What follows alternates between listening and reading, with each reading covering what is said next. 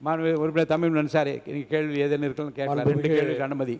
மாண்புமிகு பேரவைத் தலைவர் அவர்களே, மாண்புமிகு அமைச்சர் அவர்கள் அளித்த விபர அறிக்கையை நான் படித்து பார்த்தேன்.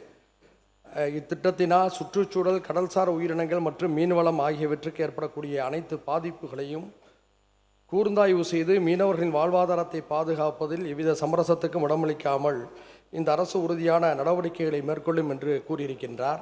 ஏற்கனவே நான் அவரை நேரில் அவரது அறையிலே சந்தித்து இது குறித்து விரிவாகவும் பேசியிருக்கின்றேன். இப்போது அந்த பகுதி முழுக்கவே ஒரு பதற்றம் இருக்கிறது. ஏற்கனவே இத்தகைய கிணறுகள் அங்கே தோண்டப்பட்டிருக்கிற காரணத்தினாலே பல பாதிப்புகள் வந்து கொண்டிருக்கக்கூடிய நிலையில் அமைச்சர் அவர்களை நான் பேசி முடித்த பிறகு நீங்கள் பதில் சொல்லுங்கள்.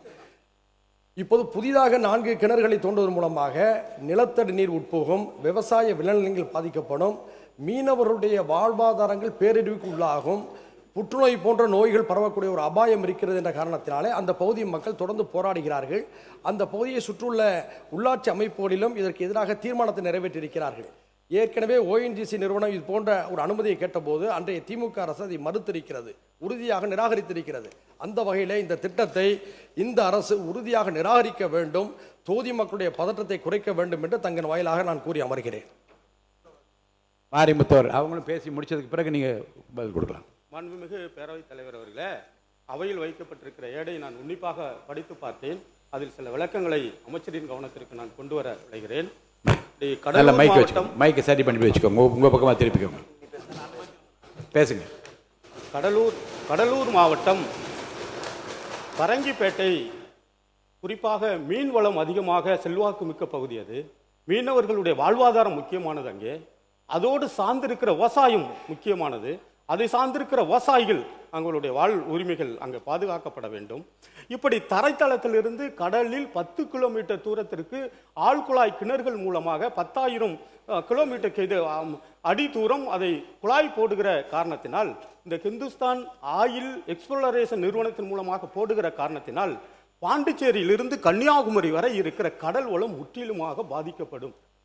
மிகப்பெரிய அளவில் அது நம்பி இருக்கிற மீனவர்களுடைய வாழ்வியலில் மிகப்பெரிய பாதிப்புகளை உருவாக்கும். அதை சார்ந்திருக்கிற விவசாயிகள் இந்த ஆழ்குழாய் கிணறுகள் போட போட வெளியேறுகிற தண்ணீர் அருகாமையில் இருக்கிற தரைத்தளத்தில் மேலே இருக்கிற விவசாய நிலங்களில் அது உப்பு நீராக பாதிக்கிற அபாயமும் ஏற்பட்டிருக்கிறது. அதிலிருந்து 11 கிலோமீட்டர் தான் இருக்கிறது பிச்சாவரம் என்ற மிகப்பெரிய சுற்றுலா தலம்.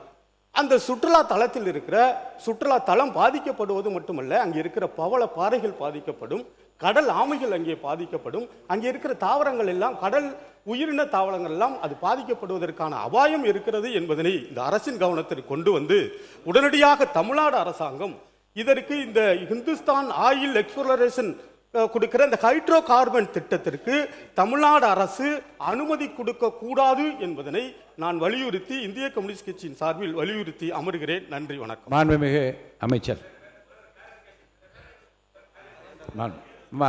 உட்காருங்க, வேண்டாம். மாண்புமிகு அமைச்சர் இதில் கிளாரிபிகேஷன் உட்காருங்க, நீங்க பேசுங்க. மாண்புமிகு அமைச்சர் சஜஷன் தான் எழுதி கொடுங்க. மாண்பு அமைச்சருக்கு இப்படி பண்ணுங்கன்னு எழுதி கொடுங்க, உட்காருங்க. வங்கக்கடலில் காவிரி படுகையில் கடலூர் மாவட்டம் பரங்கிப்பட்டி நகரிலிருந்து கிழக்கே சுமார் 18 கிலோமீட்டர் தொலைவிலும், கடலூர் நகரிலிருந்து தென்கிழக்கே சுமார் 30 கிலோமீட்டர் தொலைவிலும் அமைந்துள்ள இந்த ஹிந்துஸ்தான் ஆயில் கம்பெனி லிமிட் 9.5 கடல் மைல் தொலைவில் அமைந்துள்ளது. மாண்புமிகு சட்டமன்ற உறுப்பினர் அவர்கள் இருக்கிற, அதாவது கூட்டணியில் இருக்கிற அந்த திமுக அரசின் காலகட்டத்தில் தான் அந்த 3 கிணறுகளுக்கும் அனுமதி கொடுத்துள்ளது. அது ஏற்கனவே உள்ள 4 கிணறுல 2006 காலகட்டத்திலும் 2009 காலத்தில் 2 கிணறுகளுக்கும், அதிமுக காலத்தில் 2012 ஒரு கிணறுக்கும் ஆகிய மொத்தம் 4 கிணறுகளுக்குமே திமுக 3 கிணறுகளுக்கு திமுக ஆட்சி புரிந்த காலகட்டத்திலும் அதிமுக ஆட்சி புரிந்த காலகட்டத்தில் ஒரு கிணறுக்கும் தான் அனுமதி கொடுக்கப்பட்டது. இப்பொழுது 3 கிணறுகளில் தற்காலிகமாக செயல்பாட்டில் இல்லை. ஒரு கிணறில் இருந்து மட்டும் உற்பத்தியாகும் எரிவாயு மற்றும் எண்ணெய் நாகப்பட்டினம் மாவட்டம் பிள்ளை பெருமாள் கல்லூரியில் அமைந்துள்ள இந்துஸ்தான் ஆயில் கம்பெனி லிமிடெட் நிறுவனத்தின் எரிவாயு செயலாக்க நிலையத்திற்கு கொண்டு செல்லப்படுகிறது.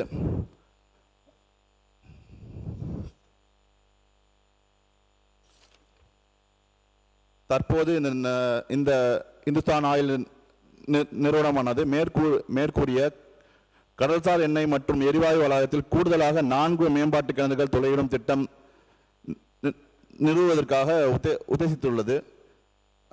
மத்திய அமைச்சகத்தில் இத்திட்டத்திற்கான வரையறை நிபந்தனை டேர்ம்ஸ் ஆஃப் ரெஃபரன்ஸ் 21/8/2022 அன்று வழங்கப்பட்டுள்ளது. மேற்கொண்ட செயல்பாடு கடற்கரையிலிருந்து 12 மைல்கள் எல்லையில் அமைந்துள்ளதால் கடலோர ஒழுங்குமுறை மண்டல அறிவிப்பு 2011 படி கோஸ்டல் ரெகுலேஷன் ஜோன் நோட்டிஃபிகேஷன் அதன்படி 1/6/2026 அன்று விண்ணப்பித்து தற்போது நிறுவனத்தின் உத்தேசப்பட்டுள்ள திட்டத்தின் தமிழ்நாடு கடலோர மண்டல மேலாண்மை ஆணையம் பரிசீலனைக்காக கடலூர் மாவட்ட ஆட்சியர் கடலூர் மாவட்ட கடலோர மண்டல மேலாண்மை ஆணையத்துக்காக அனுப்பப்பட்டுள்ளது. ஒன்றை நான் இந்த வாயிலாக கூறக்கொள்ள விரும்புகிறேன். மீன் வளத்தை பாதிக்கக்கூடிய சுற்றுச்சூழலை பாதிக்கக்கூடிய எந்த திட்டமாக இருந்தாலும் நம் முதலமைச்சர் தலைமையிலான இந்த அரசு ஒருபோதும் அனுமதிக்காது என்பதை இந்த வாயிலாக நான் கூறிக்கொள்கிறேன். நன்றி. மாண்பு உறுப்பினர் தமிழ் அன்சாரி. உட்காருங்க, நீங்கள் மற்றவங்களுக்கு அனுமதி கிடையாது. மாண்பு உறுப்பினர் தமிழ் அன்சாரி அவர் அனுமதி கிடையாது. உட்காருங்க. தமிழ் அன்சாரி அவர் பேரவை தலைவர் அவர்களே. இல்லை வாங்க உட்காருங்க. சுற்றுச்சூழல் விழிப்புணர்வு ஏற்படுவதற்கு முன்பாக முந்தைய அரசுகள் சில முடிவுகளை எடுத்திருந்திருக்கலாம். ஆனால் 2011 காலகட்டத்துக்கு பிறகு அது அதிமுக அரசாக இருந்தாலும் சரி, அதற்கு பிறகு வந்த திமுக அரசாக இருந்தாலும் சரி, இந்த திட்டங்களுக்கு அங்கே அனுமதிக்கப்படவில்லை.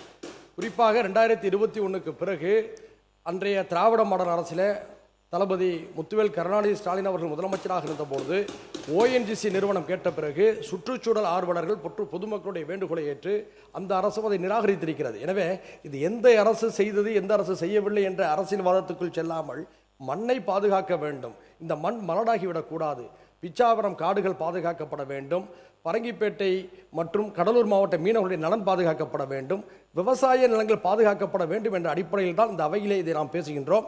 அந்த அடிப்படையில் பாதுகாக்கப்பட்ட காவிரி பாதுகாப்பு வேளாண் மண்டலத்துக்கு உட்பட்ட பகுதியாக இருந்தாலும் சரி, அதை சுற்றியுள்ள பகுதியாக இருந்தாலும் சரி, இந்த திட்டங்களுக்கு எந்த விதத்திலும் அனுமதிக்க கொடுக்க வேண்டாம் என உறுதியாக இருக்குமாறு மீண்டும் கேட்டு அமர்கிறேன். நன்றி. பிளே ஸ்டோர் மற்றும் ஆப் ஸ்டோரில் இருந்து பாலிமர் செயலியை QR கோடு மூலம் பதிவிறக்கம் செய்யுங்கள். செய்திகளை உடனுக்குடன் பெறுங்கள்.